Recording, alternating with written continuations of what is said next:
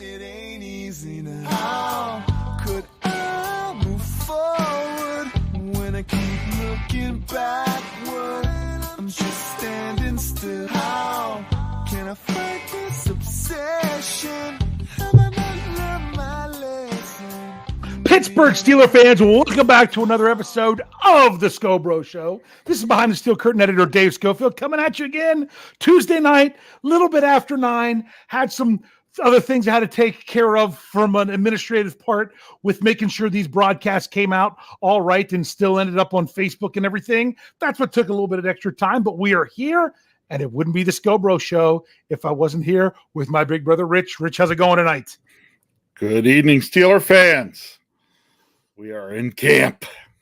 Yes. We are Yes. that much closer to real NFL football. Yeah.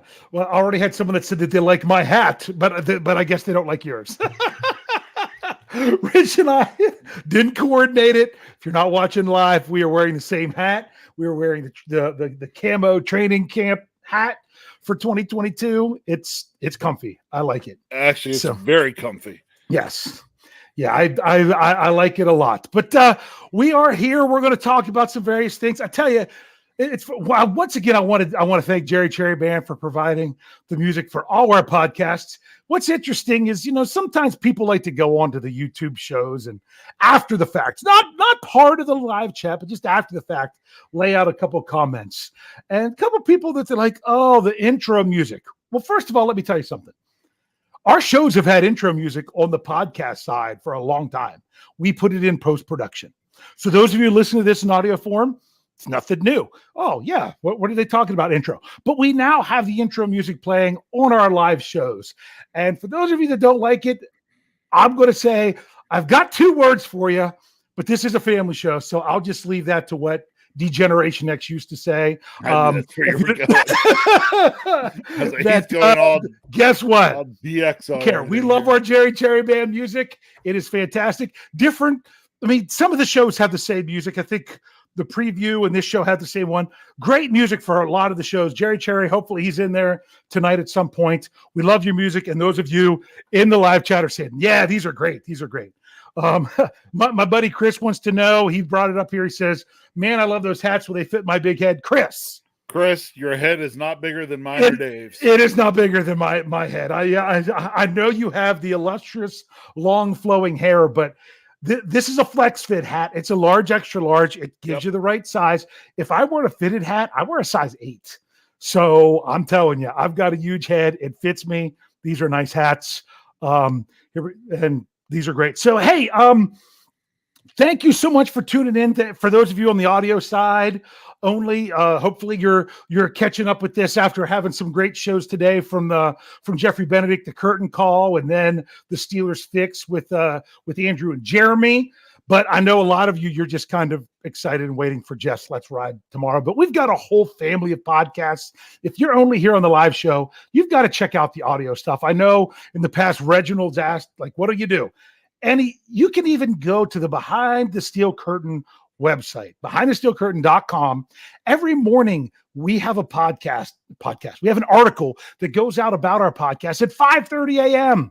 5:30 a.m. Brian Anthony Davis does a nice job bringing those together. You can listen to the podcast in that article, but if not, you can just listen anywhere you get podcasts. Search Steelers or Behind the Steel Curtain, and you will find us. We have, on average, 3 shows a day. I know we don't have the live show right now on YouTube on Saturdays, but instead we give you 2 on Fridays and 2 on Sundays. So, and I see State of the Steelers in here tonight. He had his debut of his audio only show on Saturday. If you're here, just checking out the live stuff, make sure you don't miss that, because he had a real nice show with his debut show last Saturday. So, Rich, let's dive in. I got to come back to last week's topic. I've got to, because guess what? Right now, I would say there's 3 players after today that are kind of emerging as some camp darlings. And what's crazy is we both had a list. We both had 5 players each on the list. One of them's from your list. One's from my list. and one wasn't on the list. But as of today, I had 3 different players that specifically by Steelers media actually used the word darling. And I'm using it right. I've got the right word this week, don't I? Yes. So far, well, the show is young. Yeah. So I'm sorry, Kyle Crisis is in there. Busting. I don't know if he's busting on Jeffrey's show, but hey, make sure you tune into that one on Thursday on what Yin's talking about, because I'll spoiler. You ready? Do you know what Yins are talking about? It's the Steelers. There. I said it. There you go. I said it. I ruined it. Well, that's all right. You still want to check that out anyway. So who was the player that you had on your list? Kind of had a big day today. Do you know who I'm talking about? I don't know if you were able to catch up on stuff or not. I'm going to go out and say that would have been Jalen Warren. That is correct. He has really been turning some heads. It started with backs on backers yesterday, some tough runs and everything today, doing great in drill work. I told you why I put him on my list. And the reasons I was talking about why I put him on my list is kind of why he's being talked about right now. Yeah. Yep. And that's exactly what the Steelers are getting. He's turning heads. That's what you want to see. This is how Camp Darlings work. First, they start looking good in drills. Then you see them in some team activity and stuff too. People just talking and noticing them. Then you get to those preseason games and you want to see that they're actually there. Yep. So that's one that you've had. One for my list, which I don't know if he's in the live chat or not. Got to tip my hat. Shannon White. He's been hyping him for a long time, but deservedly so. That Mark Robinson, 7th round draft pick by the Steelers, has really been showing out in some of the stuff. Really been surprising as a rookie linebacker. Haven't heard much about Buddy Johnson or anything, but definitely been hearing about Mark Robinson, especially when the pads came on. And then there was another one today.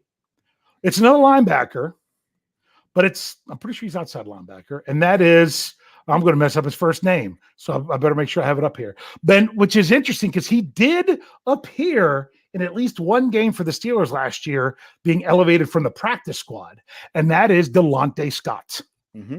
That he's turning some heads. Neither one of us had him on our list. No, we did not. So, but it's interesting because one comment out there was they say Delonte Scott was part of the reason that somebody like Tyree Johnson, who I had as a possible camp sleeper, he didn't make either of our darlings list, that he was released this week when the Steelers signed another wide receiver. So you're going to get some movement of the roster. It's always kind of interesting to see how these players towards the bottom pan out. Any more you want to say about that before we get to super chat? No, go ahead and grab the super chat. While you're finding out and getting up, I want to say hello to Patricia Constaneda, who said hello from Mexico.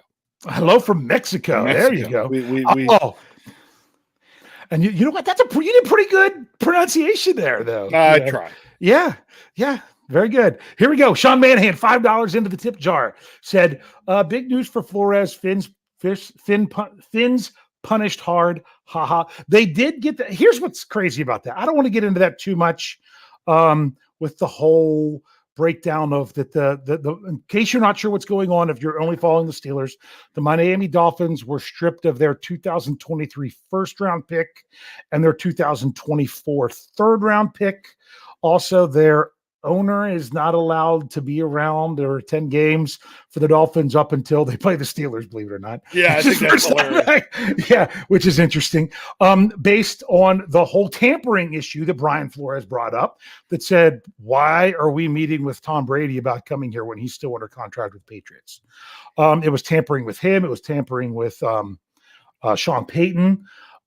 They did as they did not rule anything about the Flores suit where they didn't find anything about the throwing games.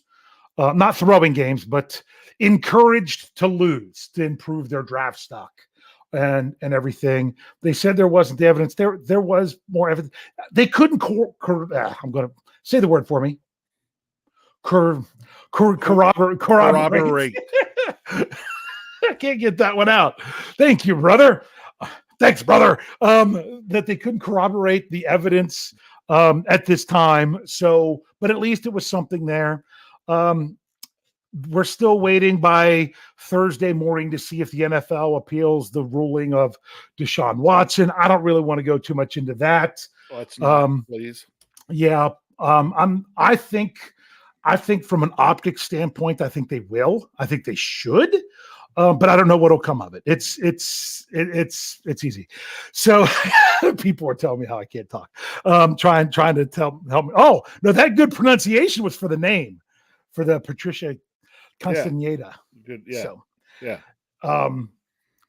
So let's talk more about training camp. We're going to, in a little bit, we're going to get into your specific experience from last Thursday when you attended. You gave me a call when you were on the way home. I was in the cell phone shop trying to get my wife a new phone, things like that. I talked to you briefly, and we haven't had a chance to catch up. So I've kind of waited so we could talk about this as part of the show, and we'll get to that shortly. But apart from your experience at camp, just some of the things that you've seen and heard, maybe even the last couple of days since they've been pads, what's your overall take with some of the stuff going on?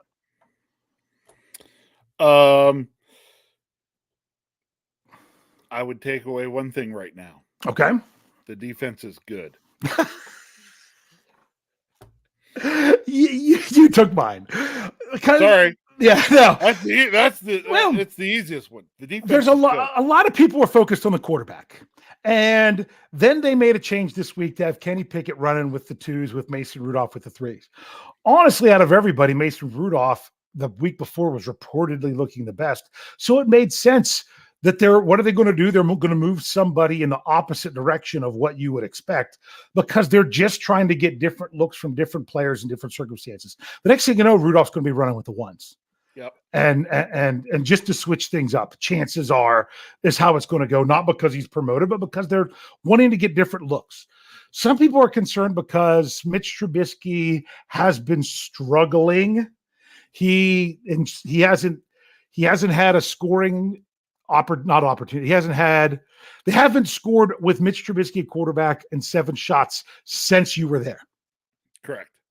That's the last time Although I will say, when I was there, he went 3 of 4. Yeah. Should have been 4 for 4 because Gentry dropped a surefire touchdown, bobbled it, knocked it up in the air, and it got picked off. Yeah.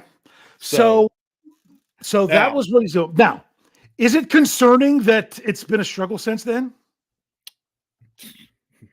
Not if you'd have seen some other things I saw while I was there on Thursday. Okay. Well, we'll get to the Thursday stuff in just a second. Right. My point is every time, people are looking at, the losses for the offense. To me, I'm looking at it as wins for the defense. My goodness. You got to realize how good that Steelers defense is. I mean, there was some film coming out from practice today at a couple of the 7 shots, and I'm just like, man, oh man, how do they even begin to slow these guys down? So yeah, it's not good. It's not great, but I also think it's going to be interesting to see how any of the other quarterbacks do going up against the ones on defense. More importantly, I want to see how they all do going up against a completely different team. Yeah. I mean, having to go against the Steelers defense, that should make you that much better. So, yeah. Yeah. Now, was there something more you wanted to say about that relates back to what you saw Thursday? Just TJ Watt wreaks havoc when he is on the field, period. Doesn't matter if it's against another team. Doesn't matter if it's against his own team. What I saw from TJ Watt was the same intensity and the same types of things you see in him all the time. That's it. Yeah. And if he's disrupting everything against other teams the way he often is, should we really be surprised that he's disrupting things against our own offense while in practice? Yeah. No, we shouldn't be surprised. That's what we're paying the guy to do. We paid him big time. That's what he's getting paid for. Yeah, what day was that? Was it Monday? Was it yesterday? I can't. They're all running together because I've done so many Mike Tomlin press conferences where he was asked. Think you might have to have TJ sit out so your offense can get some going. Was it Saturday? No, it was last Friday because he Thursday and Friday back-to-back days was just wreaking havoc. Yeah. And that's why then they asked, because he just, I mean, he's getting to the quarterback, he's knocking down passes, he's just crazy. Yeah. So, yep. Sometimes it's like you can't, how much are you really going to get work done because he's just, yeah, there's a lot to be excited about for the Steelers defense. And I will tell you this, if one of the units was struggling this year, which one would you expect it to be? You would expect it to be the offense. yeah. You want to see this defense being a highly tuned machine. Yes, there's been no Tyson Allo, and there's been no Minka Fitzpatrick, but no Minka Fitzpatrick is given an opportunity for someone like DeMonte KZ to be out there even more to show how the Steelers will be able to utilize him in that secondary. When it comes to Tyson Allo, that's just giving the other guys some more opportunity on the D line, and no Larry O. He hasn't been working with team drills. They're easing him in. But then again, with the offense, there's no Deontay Johnson. Today there was no Najee Harris. There's no Pat Freiermuth, who's dinged up a little bit now. So it's kind of how it goes. Yep. So yeah, well, so that's one thing that stood out to me. So what are you looking for out of the quarterbacks? What do you want to see out of a training camp practice? As honestly, as few screw ups as possible. Yeah. And please don't you get hurt or get anybody else hurt. Yeah, I'll be honest with you. It was something that people gave me a hard time because I said to Brian, I'm like, what are you talking about Trubisky to Pickens in 7 shots? I'm like, that was like a 45-yard pass. That couldn't have been 7 shots. Everyone wants to talk about 7 shots because it's that 2-point play. You got to remember the offense only has 12 yards to work with.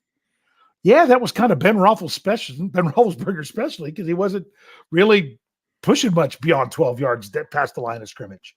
So I actually put a little bit more value into their other team periods and things of that nature. Like there was a video today, I don't know if you saw it, of Mason Rudolph just dropping one end at Calvin Austin III. Yes, and him I saw that one. It was like 35 yards in the air, and then it was like 60 some yards total for a touchdown. That was what were your thoughts on that one? Oh, it was a nice play. First of all, again, I'm going to go for, we wondered about Calvin Austin III. Everybody, when I was there last week, we're seeing him. They're not in pads and everything, but I'm like, you know what? Looking at that guy, it's like the word I used, actually it's funny because I was talking with the basketball coach at the college because he went up there and he and I then were working together yesterday and we were talking about our time up there. I said, you know what? I said, CA3, the word I think I would like to use that guy, it isn't just quick or fast. It's shifty. Yeah. But I'm going to ask you this because you were there with no pads on. Correct. The concern was, well, how's he going to be when the pads go on and he has to take the hits? Yeah, it hasn't changed much from what I've seen. He is the same. He is the same guy in pads as he has been out of pads. And to me, that's what he needs to be. Okay, I think what he has learned with some of his shiftiness is, and I know that it's been because he's probably always been that smaller guy. He has learned in that shiftiness how to kind of take hits without taking the brunt of hits. You know what I mean?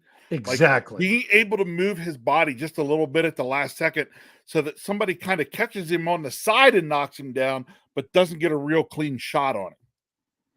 Yep. The one thing I would say, though, from last week when I was there is I believe it was to him. There was one play.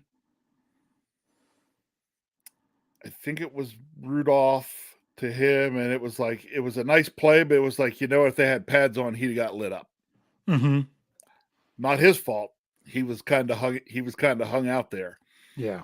Over the middle. And, that's the kind of thing I don't want to see have happen to him because, he's not a huge guy. I mean, no. He's small. Yeah. But let me tell you what, he is a baller. I mean, he just goes hard all the time. And for me, it was been cool the last 2 days to see some video of him with the pads on and say, oh, he doesn't look that different with the pads on than he did without them on. And to me, That's the key. that's what the Steelers needed. Because, you know, we've seen those guys before. I always thought, I always think Chris Rainey was one, if I remember correctly, that always seemed kind of quick and shifty, but he seemed like a different guy with the pads on than when they were out of pads. Mm-hmm. You know, and so I didn't want that. So the fact that he's in there, still making plays, still looking like that same kind of guy with the pads on, thumbs up, looking like he could be a real nice, solid mid-round pick for the Steelers there. Yeah, and the thing is, he was my number one camp darling. See, I got it right again from last week. But I don't know that, but he's already, I don't know that he's going to overexcite more than what people were hoping for him, because my goodness, George Pickens is doing fantastic as well. Yeah. Deontay Johnson's not practicing. Chase Claypool was, had the shoulder issue. I didn't think, I can't remember if Claypool practiced today or not out of everyone else I was looking at. So those guys are really stepping up and taking the opportunity. Anthony Miller is another guy that people were talking about. So yeah, the wide receivers, they're really getting some work in there. And but they can only do so much with the quarterbacks. For those that were asking about Najee Harris, he got his foot stepped on yesterday.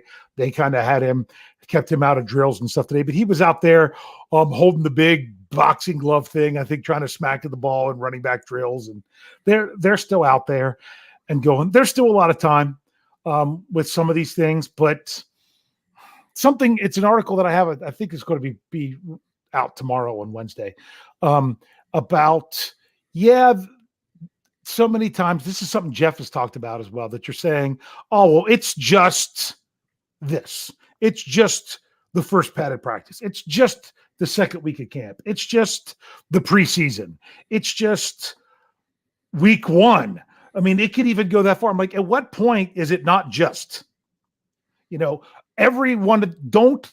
And the key is you don't want to look at all these things as one very small sample. You don't want to see an interception thrown by Mitch Trubisky and judge everything right there. You don't want to look at that as one snap. You need to look at that as one of 10 snaps or one of 50 snaps or those kind of things. It's all important, but it's also just got to all come together and look at various different things. So, I heard something today I wanted to ask your opinion, because I'm going to say this and then I'm going to start my first. I have a number of questions I'm going to ask you about last Thursday, but something that I read today, I want to try to give credit in the right place. I'm pretty sure it was Mark Cabali that said this.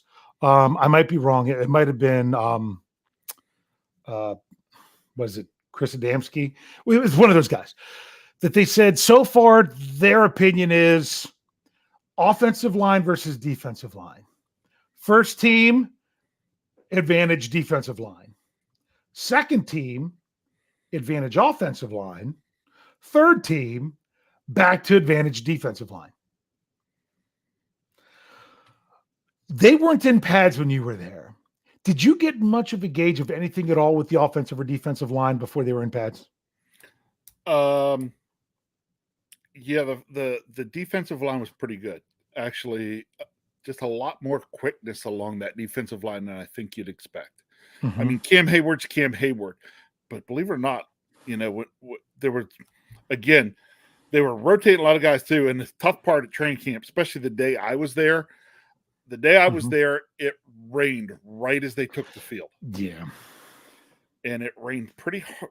I don't want to say super hard, but decently hard for about 15 minutes. I'll go into more about that later, but because of that, they ended up over on the turf field and they did not practice on the grass at all. We were not making the trek around where you have to at St. Vincent for what was really lousy angles and things to watch training camp from, just to be closer. I stayed up on the hill where I could see formations and movement, but then at times it made it tougher to see, especially on the line, who was in when. Mm-hmm. So you couldn't tell who? I couldn't always tell who. Okay. But I would say first team, it was the quickness of the defensive line that kind of was wreaking havoc here and there. But again, a lot of that quickness, you're looking at TJ Watt and Cam Hayward. Yeah. Yeah. I mean they're both all pro. So they're at a level above everybody. It's just what it is. So yeah, I haven't heard a lot from the offensive line. I did not see that the offensive. I did not think the offensive line was playing poorly. But it's not that they were playing anything that was great in order to really stand out without pads on. Without pads on, that's the other thing. The guys are up and they're doing, but it's all hands.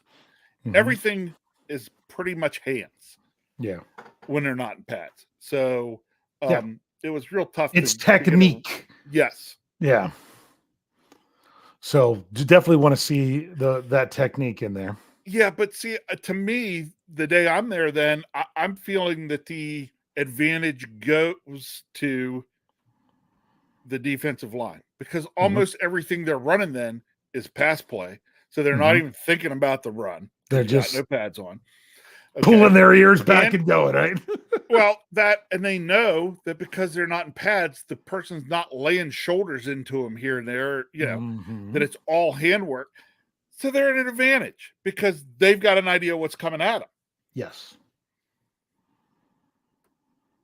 Which is why I think Coach Tomlin was asked, "Hey, we got to dial TJ back?" Because it was too easy for TJ. Yeah. Well, and that kind of goes when you have certain things that you can't do because of for example, even when they're full pads, when they do backs on backers, they don't let the running backs cut the defenders, cut the linebackers. They don't because it would be dumb to risk injury in that setting. Right. The last thing you want to do is knock somebody out for a while or the season based on something in a drill. You've got to win without cutting. That's just kind of what you got to do. Same kind of thing happens with that offensive line. You've got to win without letting, by simply just using your hands. Is what you got to do. Hey, I want to bring up something here real quick. Occam's Ox says, well, they have to stop the run. Last year was pitiful in the run game. They were getting force fed. I have some information about that. That is the topic of this week's Steelers Stat Geek podcast on our audio only platform that will be out bright and early Thursday morning. So make sure you check that out. Some interesting stuff there. So now, just to ask you some more questions about your experience. First, getting there. Yeah. How was it getting in and out and parking and all that other stuff? I saw earlier, but it was like, the line of traffic, the people that are showing up 4 hours early and stuff like that. How was that? All right. So we're there day 2. Day 1, the line was probably clear. We were probably 2/3 the amount of line that was there the first day. Okay. So it was definitely shaky. And Saturday they said was crazy. Okay, so I don't know if you'd seen some of the video, but they showed kind of down the hill and a long straightaway that was filled up the first day. Well, the second day we were basically at the very bottom of the little hill on the long straightaway. Okay. When they opened the parking lot up, it took us less than 5 minutes to be in and be parked. Okay. So it's not a big deal. It was nothing. Yeah. It was just waiting till they opened up the parking lot. And what time did they open the parking lot? 11:30. 11:30. Okay, good to know. For those of you attending, I know earlier we had someone that said that they're going to be on Thursday. It was late. Scho was the last name. I can't remember. Yep. They were late opening it that day, though. Robert Scho says he'll be there Thursday. Go ahead. All right. They were late opening it that day because they were kind of probably partly looking on the weather. We saw the Gators and the UTVs come down, had all the they're probably interns that are working for the Steelers and out running parking. And actually we'd sent Kyle out through a field to the top of the hill to scout, and he comes running back to the car. He said they just opened it. He got in the car, and about 30 seconds later we started moving. There you go. So that was not bad. Getting in was easy. Getting out? No. I mean, then from the parking lot, got us parked. I love that you go in the park. They're just parking out in a hayfield, basically. Yeah. And you saw all these places where they had steaks and little yellow ropes and things like that up. And it took me till I got in around the stadium, and they had a couple in around the stadium. And I got over close to when I looked at it, I was like, I said to Kyle, I said, oh, I know what those were for out in the field. Cow chip bingo. Close, but not quite.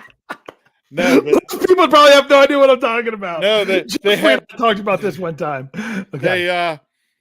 That was on a touchdown under a long time ago. Sorry, go ahead. They were cordoning off groundhog holes. Oh, so people wouldn't get stuck and park on the ground.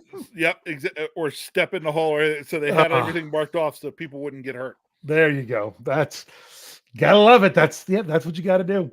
So you're there. You get there. They open it up at 11:30. What'd you do? What's the first thing you did after you got out of the car? Where'd you guys head to? What'd you do? All right. So we headed towards the gate because by the time we got parked, like I said, they were about 10 minutes late opening the parking lot. By the time we got parked, they were just getting ready to open the main gate, which we basically walked right up to and right in. The only thing was they do have metal detectors there. We had to walk through, put down our umbrellas and chairs, and then go around and walk back through. So you had to go through to make sure you were good, and then you had to go back and get your stuff and then go through again? No, you went through, sorry. You went through bad, then dropped those things and went back around to make sure you were okay. Oh, okay. So you brought them through, so they were through for you. Then you had to back up and come through without. Okay. Yep. That made sense. Now I get you. Now I get you. Again, they had enough there, and they really did a good job of keeping everything moving. Gotcha. So then you get in, and they, of course, they had the Steelers Nation Unite tent was there. Had to spin the wheel, of course. Yeah. Yep. I suck at spinning the wheel. Kyle's very good. So, okay. Kyle, touchdown. Me. What did you get? A lanyard. A lanyard. Nice. Because I wanted a lanyard. Because I suck at spinning the wheel. Yeah. So, and then we were into the Steelers shop from there. Got your hat. Go through there. Kyle got a hat too, right? Kyle got a hat. Yep. Then we popped out. They had the little FedEx, what do they call it, air to ground area, little games, things like that. And we didn't bother with that. Yeah. Fan experience stuff. Okay. Yep. We went over, found our spot and set up chairs. Everything got ready, sat and talked for a little while. Then Kyle and I went over, hit the food trucks, get a little lunch. Oh, so they have food trucks and yes, they have food trucks in. See, these are things that I think people should, because I've never been there, that those that might be going for the first time. That's why I'm having you share this experience, is to maybe, give the tips of, something you might want to do, things like that. How many different food trucks they have? They had three different ones the day we were there. I'm guessing they could probably fit one or two more, which they probably do on the weekend, because it's probably going to be a lot busier there on the weekend. But they just had three the day we were there, and that was fine. Yeah, got something to eat. We'll say this: the price of food on the food trucks pretty high. Well, most food trucks are, but yeah. Chris Rudisill says food trucks. This is new, so Chris must have been there before. So this is something, a new feature that they have there. See, because I've assumed if I went, I'd have to take my pepperoni rolls if I ever went to practice. But because that's what I do when we go to games, right? I take my pepperoni rolls in rather than. But I mean, you say that's kind of high, but is it higher than what you would pay for stuff at the stadium? I would have put it right up with or more than what I paid at the stadium. Although that was the truck Kyle and I went to. Now I told Kyle, I said, man, I should have gone over to the Firehouse sub truck because good stuff. But all right, so you hit lunch. When did the players start coming out? All right, so practice is scheduled for like 1:55 or whatever. About 1:30, myself and Kyle and Coach Matt, the three of us headed around the field down towards where the players were going to come from. Okay. That was at 1:30, knowing that they would start coming pretty soon. And actually, a couple of them got down there before we even got over there. So we get over there. Actually, watching the players kind of trickle out and trickle down to the field is one of the cool parts, because you can actually get over there and you can get pretty close. I mean, I sent you some pictures. Yes, you did. Yeah. Sent you pictures, TJ and Cam Hayward, and I mean, tiny hands Tiny KP8. hand. Yep. Except the picture you sent me, you didn't actually see his hands. I know. But that was pretty cool. So actually, the fun part there is we're walking, and along comes, I don't know, 5 or 6 linemen, most like 3 or 4 offensive linemen, 2 defensive linemen, and in amongst them was Kevin Dodson. And when I looked at him, I said to Kyle, I said, "Whoa!" I said, "He is just a big dude." Yeah. And Kyle said, "No, he is not a dude. You are a dude. That is a man." And you had said something, because if you didn't check it out, you did a knee-jerk reaction article to be in there that ran first thing in the morning, Friday morning on BehindTheSteelCurtain.com, your one-stop shop for all things Pittsburgh Steelers. And you mentioned Quadrant Green. My gosh, when he comes by, we made a big deal about, his tree trunk legs. Let me tell you what, those legs are everything. Like, you see it in pictures, you think, man, how's that going to portray like up close? No, up close, his legs huge. Yeah. You know who had, let's just say this. When the Steelers wore the Bumblebee uniforms for their throwbacks, they had what I call the dirty baby diaper brown pants. Yeah. They definitely made legs look bigger. The biggest legs of any Steelers I had seen that I really paid attention to was Javon Hargrave when he played for the Steelers. That dude had some massive ham hocks as well. But you say Quadrant Green is every bit of it. Yep. Anything else stand out with the players coming out? I'm just going to go back to Dotson for a minute. Because honestly, that guy, I did not realize the size that he has. Okay.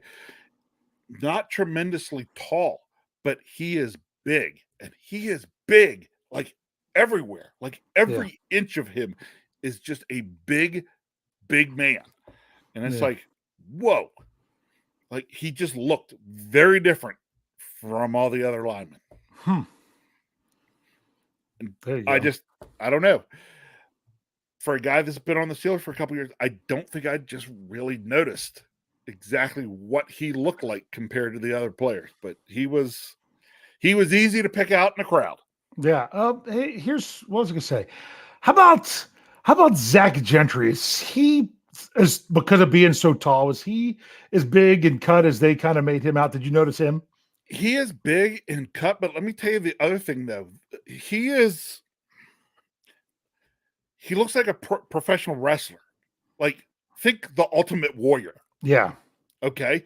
He is big in that upper body, but he is real, trim in that waist down. Yes. I mean, just so you look at it and it just screams as a guy that's like, it just screams athleticness. Yes. And that was the report. So I was wondering if you had a firsthand account. Yeah. So, it was funny because actually just a couple of days ago, I was watching some old video of the Ultimate Warrior, and I was thinking about that because just huge in the shoulders. But just, you can tell, can move. Yeah. Yep. All right. So they came down, they trickled down. There's a lot of stretching and everything else. I've seen a Steelers practice, not in Latrobe, because I've gone to the family night at the stadium before. And there is a lot of stuff going on. I can only imagine how rough it was if there's not something going on close to you. I have a feeling you were there the absolute worst day to be there so far in training camp because they weren't on the fields in front of you. So I've been told many times, and from my experience, there's so many different things going on, you're not sure what to watch. Your problem was everything was going on so far away, you couldn't tell what you were seeing, and that made for kind of a miserable experience. Knew what I was seeing. I couldn't always tell who I was seeing. Yeah. That's what made it difficult. Yeah. Did you even think about having binoculars or anything? I had binoculars. Oh, did you? Yeah. Okay. Had a set of binoculars, but we were sharing them amongst the 4 of us. Okay. That makes sense. So, all right. So one thing you did say on there is that there were times because I'm going to ask you if this is because they were so far away. You said there was times it was kind of boring. Right? It just depended on what they were working on. You know, they've got everything divvied out into like 15 to 20-minute sessions. Yes. And it all depended on what they were working You on. hear the horn. There was You probably couldn't even see the clock, could you? no. Because they even have a clock they had on the I field know. when I went to Heinz Field. Well, and it was Heinz Field back then, to watch the practice. No. So, you know, I will say this. Somebody in there said, I wish Harvin would use his big leg. The day I was there, they were running some punting drills. They were actually working on, they did a whole session on specials team work. Okay. They had it broken up into two pieces. They did punt protection, and they did extra point field goal protection. Mm-hmm. While they're doing the punt protection, they're actually letting the punters kick the ball and having guys down there field it. The first punt that Big Press let go was probably close to 80 yards. Wow. Yeah, I'd never seen a punt that long before. In the air. Reports are he's dropped some weight since last year. Yes, I would agree with that. He has. Not a ton. He's still got those big, thick legs going on. But they've even probably trimmed down a bit as well. But yeah, he's definitely dropped a little weight. Yeah, just need to get him some consistency, and they'll be good to go. So you had the whole practice. You got to see you saw their first 7 shots of the season because they didn't run it the first year. Correct. The team activities are the most fun when they're doing the 11-11 and things like that. Anything particular you want to say there before we finish up? The 7 shots that first day was the best part of being there. Mm-hmm. Also helped that, of course, that luckily, because where we were sitting, we were sitting as like an end zone seat type. Mm-hmm. So, but basically in front of us was part of the softball field, outfield, and then the turf field. Okay. So we were, a little ways back, but luckily they ran 7 shots right at us. Nice. So that was actually the easiest thing for me to see while it was going on. I can see why players like that drill. It's one play all or nothing. Yep. And hey, it comes down to that sometimes. Look at the Steelers when they hosted that disgusting purple team last year. It came down to one stop on 7 shots. Yes, so exactly. And so that was a lot of fun. Actually, there was a fun thing I did get to see. The only thing that happened on the grass in front of us was some field goal work by the kickers. Oh, so you got to see? Did you get to see the wonderful Wizard of Boz? I did get to see the wonderful Wizard of Boz, and man, that guy can boot it. Mm-hmm. That guy is worth every penny we gave him this week, in my opinion. Yeah. And which is one thing we did not mention, that Chris Boswell did get his contract. It was reported Monday night. It was signed this morning before Omar Khan held a press conference. I had a players mentioned by Omar Khan article at BehindTheStillCurtain.com. Boswell, I messed this up before. 20 million 4 years. It's not 20 years. I wish you could be Boz for 20 years. 20 million 4 years. That's the extension. So it's 5 years. That's the new money. It was reported that it was an $8 million signing bonus. If the Steelers keep it in their normal structure where he was paid the league minimum for his first year as his salary, and then a signing bonus, the Steelers will save a little bit on the salary cap. I had it calculated if it's that it would be $540K. Or they could have him a little bit higher salary. They might have just been looking to keep him around the same salary cap number this year that he already was. If they wanted to. Don't know. We don't have the specifics of that yet. Congratulations, Wizard of Boz. One last question before we finish this up. We're running a little bit late here. Afterwards, when the players go, when they meet, they sign and all that, and they go up the hill, did you guys go get in on all that? And as someone asked at the very beginning, did Kyle get his hat signed? All right. Or was the rain rolling in? So not much of that happened that day. Probably because of the rain. Now, they did have a group of kids there that some of the players came over and did some stuff for down on the field. But the players scattered in very different directions at the end of that practice. Really? Yeah. Some of them went out over and back up the hill. Others stuck around and took golf carts. Kyle Kyle did not get his hat signed. He could have had his opportunity because Coach Tomlin came over, talked to the group of kids, was then coming over to get in a golf cart. Kyle was down there fairly close. I told Kyle that some things he needed to yell or say to try to get Coach Tomlin's attention. Kyle refused to do it. That sounds like Kyle. Which is exactly like Kyle. Chicken out. Kyle chickened out. Yep. Kyle. And so it did not happen. Kyle chickened out. Yep. Hashtag Kyle chicken. So, all right. Anything else you want to say here before we go on? We're going to roll our big question and then call it a night here as we just kind of take in what was going on. Yep. For me, going to training camp, good. Glad I went. If I had to do it over again, I definitely want to try to get there at a time when they were in pads. Mm-hmm. Couldn't be helped though. I basically had to go last week. That's the only opportunity we really had to go. I mean, if you go expecting to have an experience like when you go to a game, you're not. It's not. That's why they don't charge for it. That's right. So yeah. But overall, it was pretty cool. Get in there, see some of the guys up close, kind of just feel the atmosphere. Mm-hmm. It was a pretty good atmosphere. Nice part was, some of those guys, it was a great day for their practice, honestly. It rained early. They all got nice and drenched on for a few minutes, but then because of the rain, it stayed cool and the breeze picked up. Mm-hmm. So they had, you think about what it could be there in central Pennsylvania that time of year, you could be talking 90-degree weather. Instead, we're talking probably mid to upper 70s with a nice breeze going on and cloud cover here and there. So, yeah. And here's the other thing. Coach Tom doesn't mind the rain. As long as it's not storms, they'll keep going. He likes to have practice in the rain. So that's another thing to look at, because I know Kathy said there, she's where Kathy Ford said, excited to be going, but rain predicted. Like, rain isn't a problem. The only thing is the storms. And the thing is with storms, they could be predicted and not happen. They could not be predicted and show up. That is the East Coast this time of year. We were watching this coming on the radar. The way it showed up and the way it was showing the heavy rain, you expected there to be thunderstorms. Nope, it was not. It was just a squall line of rain. No thunder or lightning, so they were able to stay out and keep going. That's fantastic. All right. So, Rich, I'm just trying to come up with a question here. I'm going to ask it to you first. Okay. It's kind of different there. Some people are excited at a training camp. You're excited for the preseason.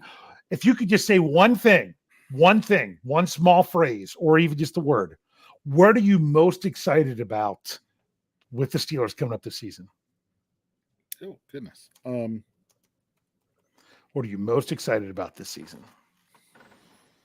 You know what? While people are thinking of that, I'm even putting it out there in the live chat so people can go ahead and start thinking about what they want to say. Also, the first thing that popped into my head here was unpredictable. Mm-hmm. It's just, especially from the offensive standpoint, I'm just not sure what to expect yet, and they're going to be more unpredictable because you all but took my answer. It's almost the same thing. You ready for mine? Okay. Yes. The unknown. Yeah. The unknown. What is known is another thing I'm excited about. It's known that this defense is going to be good. Is if they can stay healthy, do what they can. TJ Watt being TJ Watt and things like that. That's exciting. But there's a lot of unknown for this season. I'm excited about it because think about it. The most unknown that the Steelers had before, there was a lot of unknown in 2004. That was turned into be an extremely exciting season. There was some unknown in 2019 when Ben went down, and it ended up being, you can't say that wasn't an exciting season. So sometimes it was frustrating, but it was still excited. Here we go. We're going to roll through this as quick as we can to finish up. Sean Manahan says redemption. I assume that's to answer this question. What's he most excited about? Redemption. Okay.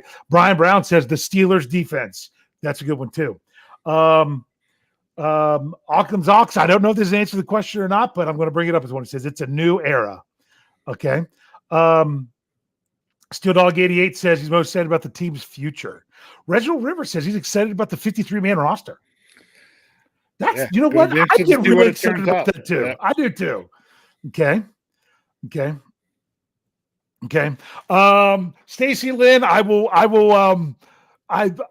interpret this. I'm sure you typed this in fast. I think it's supposed to be getting back on the field on game day, because I don't think it's during back on the fort on game day. But I understand how that is when you're trying to type quick, because I almost screwed up the question pretty bad tonight too. Okay. George Test is excited to see what happens the first game. Okay. Eddie Powers is excited about the passing offense. Probably the differences you can get with a different quarterback this year and how it'll be different. Kathy Ford, the new dynasty. Yes, I like that's a great answer. Okay. Moneybag says the Steelers. Steelers. Yes. Duh. Yes. Okay. See, Stacy typed again. There she said, getting back in the field on game day. Yes. Devin Logan says, excited to see the new offense with lots of moving parts. Okay. BF Bud says the offensive and defensive play. Okay. Ron Reed says cornerbacks and George Pickens. Okay. Chris Rudisil says Canada's offense, will it work with more of his players, meaning players that they feel are more his style to do what he wants to do.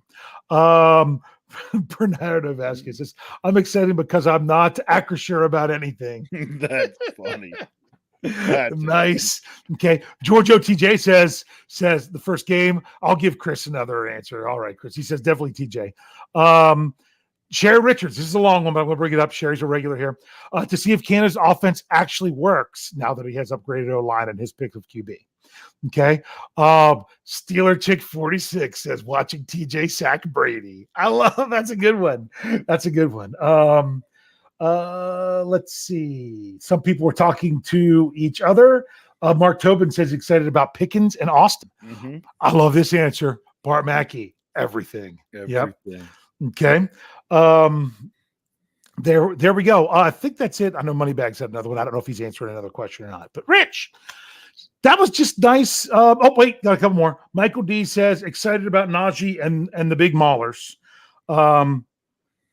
And this is Felicia. Hey, Felicia. Hey, Felicia. Seeing if Mike T really lets the defensive coaches actually coach. Okay. Defensive coaches are actually coach. Mike Tomlin's just going to keep being head coach. Head coach has say over everything.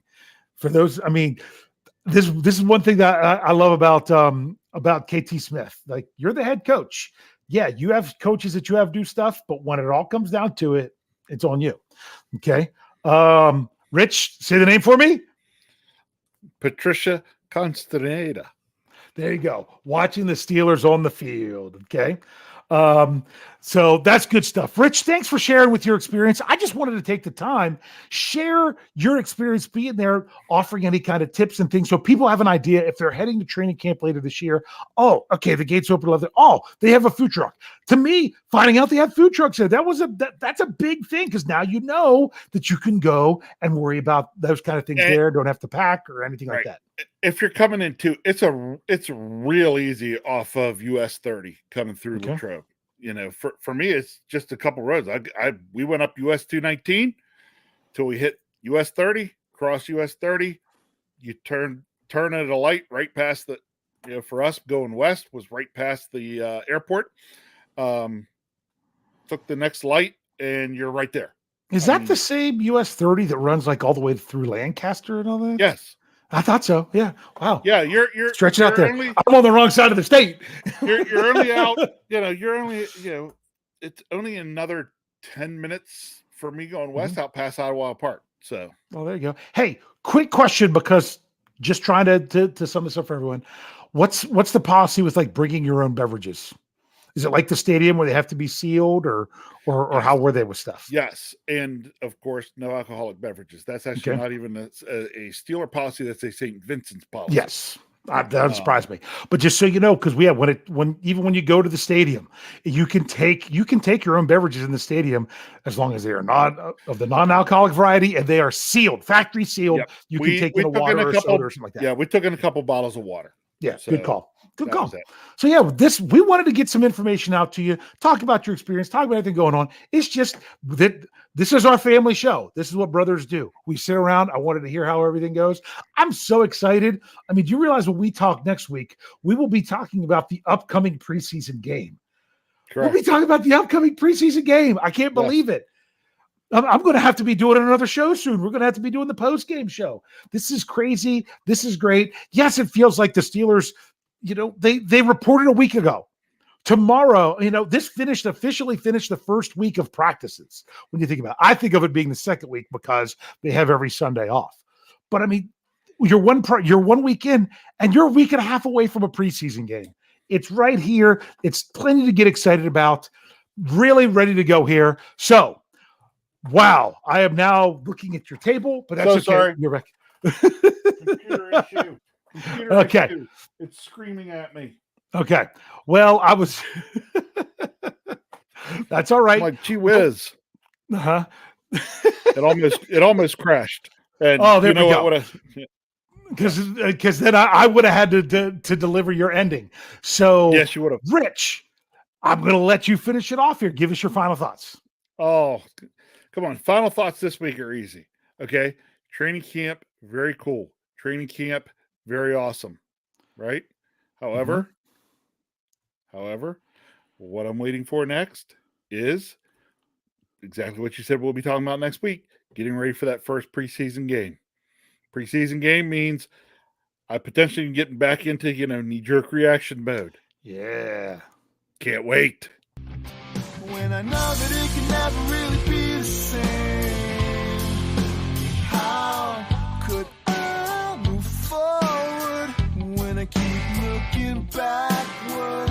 I'm just standing still. How can I fight this obsession?